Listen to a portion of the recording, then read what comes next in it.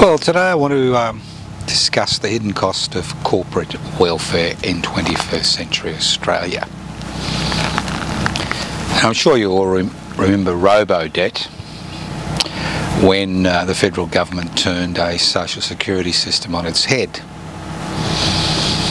and caused unnecessary pain and suffering amongst the poorest people in this country. And the fascinating thing about robo-debt fiasco is nobody's been charged, although people committed suicide, they lost their property, they needed to go on psychiatric treatment, and the list goes on and on. But what I want to look at is something really important which most people are not aware of. Corporate welfare. Now, corporate welfare comes in many ways. Direct cash contributions from the taxpayer to corporations, indirect contributions, legislation which allows them to get away with blue murder and price gouging, and a disinterested public who find it difficult to put two and two together. Let's start off with direct cash contributions. Now, when I see a private charity doing advertisements on social media and television and radio for us to donate money to send Australian kids to public schools, I know there's something wrong. And so should every other Australian know that there's something wrong. And when those advertisements start off with the fact that 1 in 6 children live below the poverty line, we know there is something wrong in the land of opportunity, the so-called egalitarian community.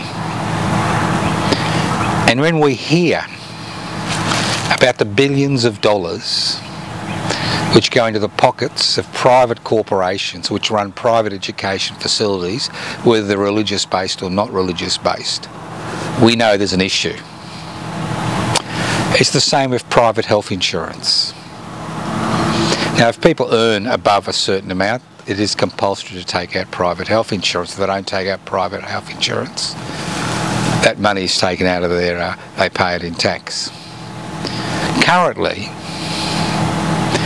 the Australian taxpayer is paying over $8 billion per year to the private health insurance industry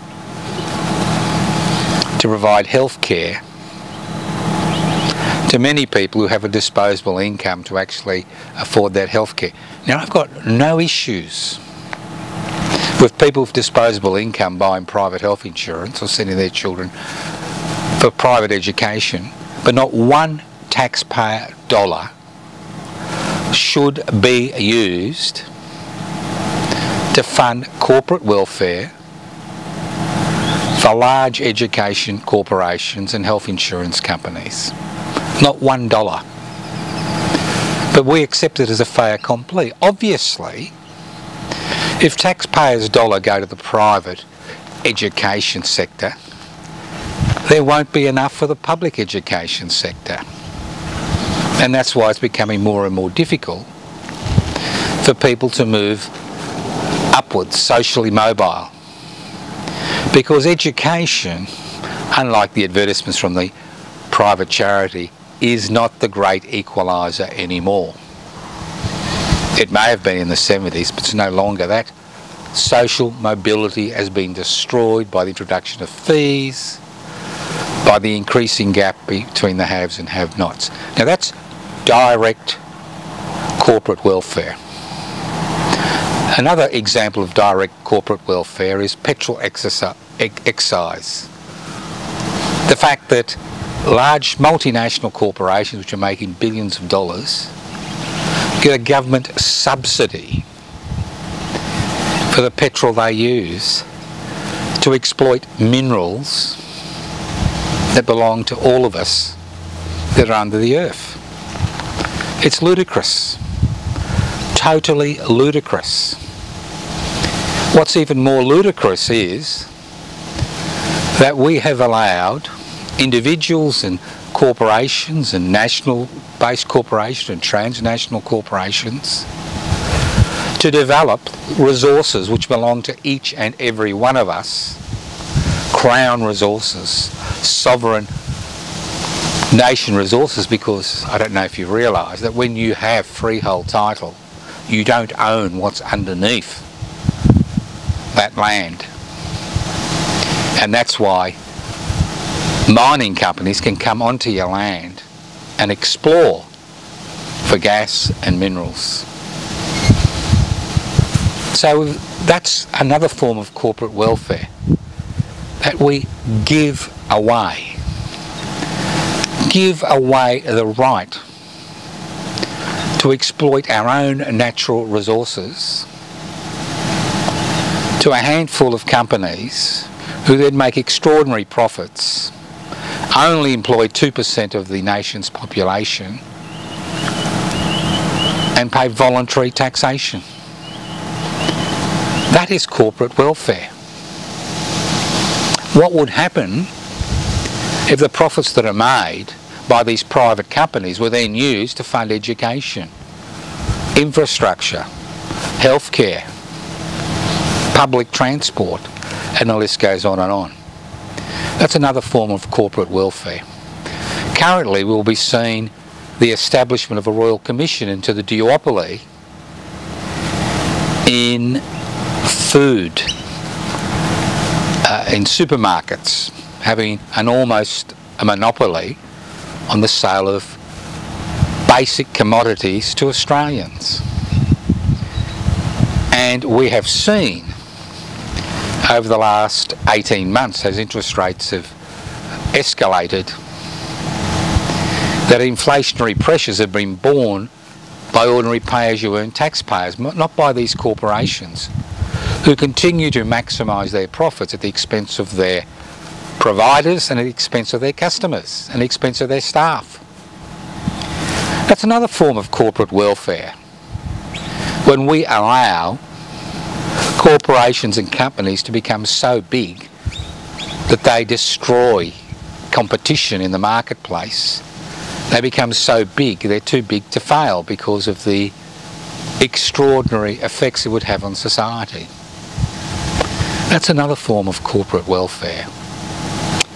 Then if you look at the taxation system, that is corporate welfare 101. The taxation system in this country is based on the pay-as-you-earn taxpayer. Between 60 to 67% of every dollar which goes into the government coffers through taxation come from pay-as-you-earn taxpayers. Corporations pay less than 20%. If you exclude small business, you'll find that many of the corporations which dominate various aspects of providing goods and services pay almost voluntary taxation.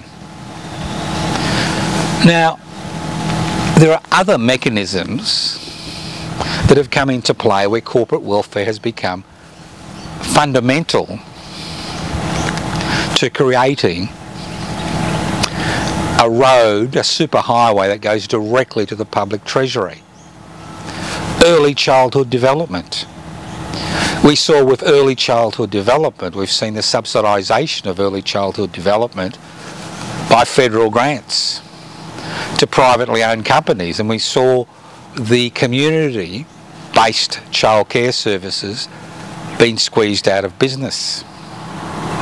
That's corporate welfare. That's direct payment. We saw this in the aged care sector, when the aged care sector was privatised, and now the taxpayer is paying for wage increases for aged care workers. That is another form of direct corporate welfare. We see it with the National Disability Insurance Scheme. I'm not just talking about rorting the system, but the fact that the private sector now has a direct superhighway to the federal treasury through the NDIS, and the list goes on and on.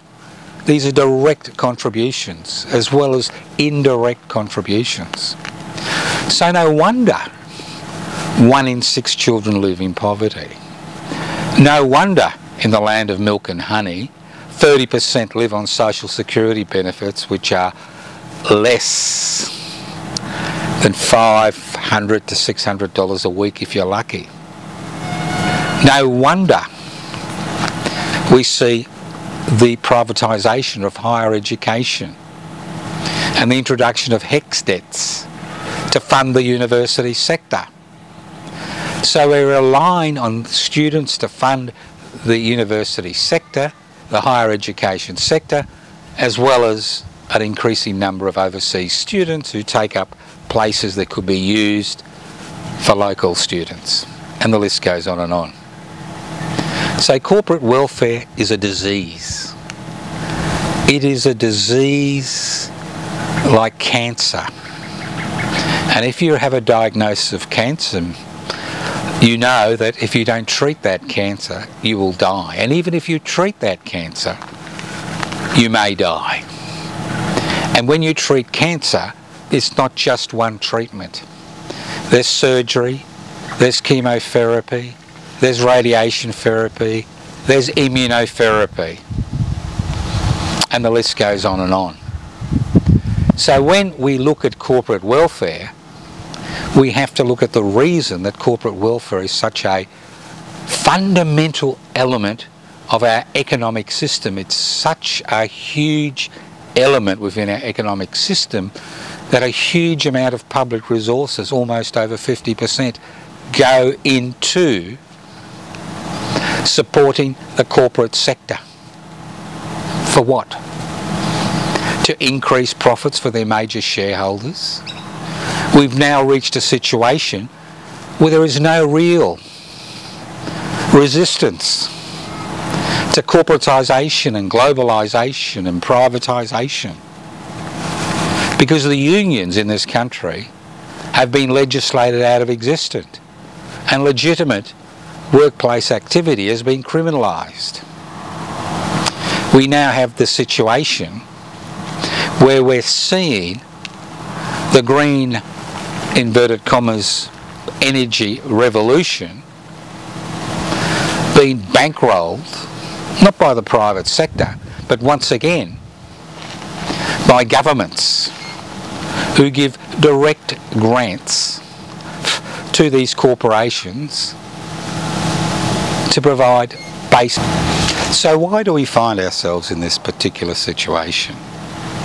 Why do we find ourselves in this situation? And what can we do to overcome this situation?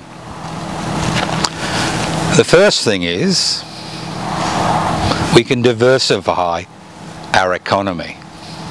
It shouldn't be based on a private investment for private profit model with government intervention to support the private sector and government intervention to finance the private sector to provide basic essential services. We should see the establishment of new publicly owned essential infrastructure and services. But this time, unlike last time, their ownership should be incorporated in the Australian Constitution. So only the Australian people can actually decide whether a public institution is sold or not. Do you think Telecom would have been privatised? Do you think Qantas would have been privatised? Do you think the Commonwealth Serum Laboratory would have been privatised? Even Medibank Private would have been privatised? Do you think so many public services will have been privatised? The NDIS would have been privatised, and the list goes on and on. If that ownership was incorporated in the Australian Constitution and the Australian people had to vote whether to sell that service or not, I doubt it. We would still have those public services. So we need to re-establish public services. We need to introduce a real taxation system.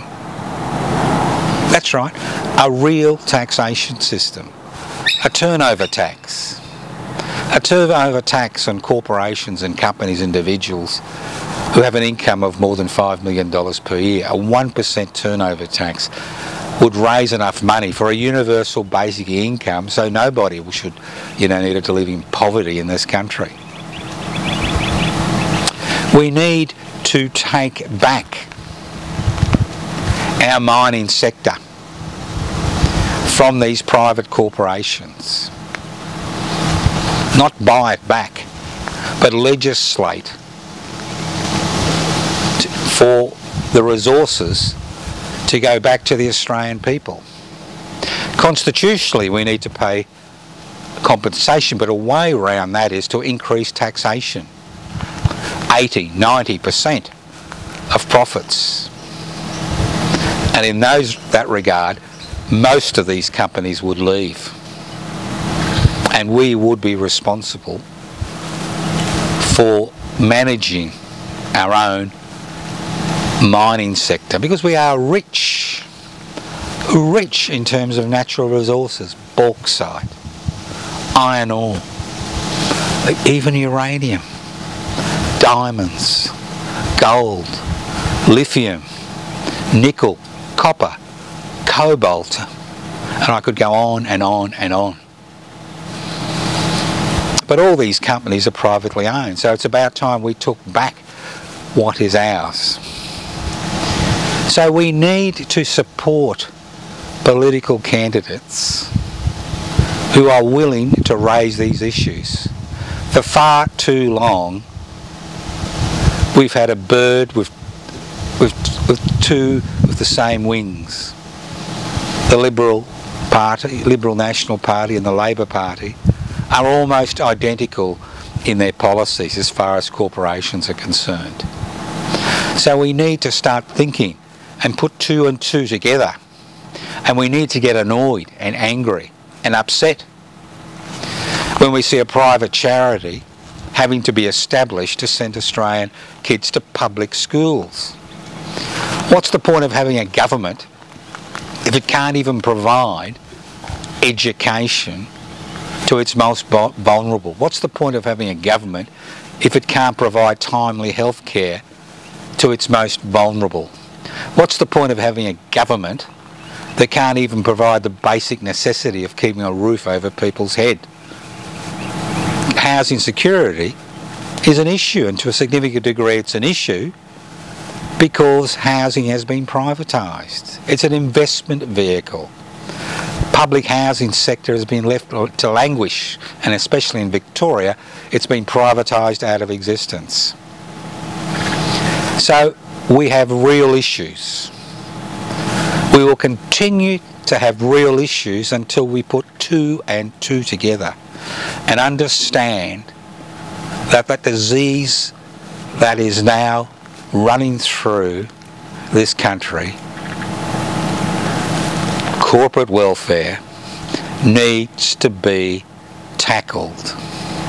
It needs to be eradicated, because if it's not eradicated by people, we will find that in the next 10 to 20 years that the divisions will be so sharp that we will start to see people protest violently in order to resolve that issue. History tells us that as the gap between those who acquire wealth and exercise power and the rest of the population increases and reform becomes impossible, the only option is radical alternatives.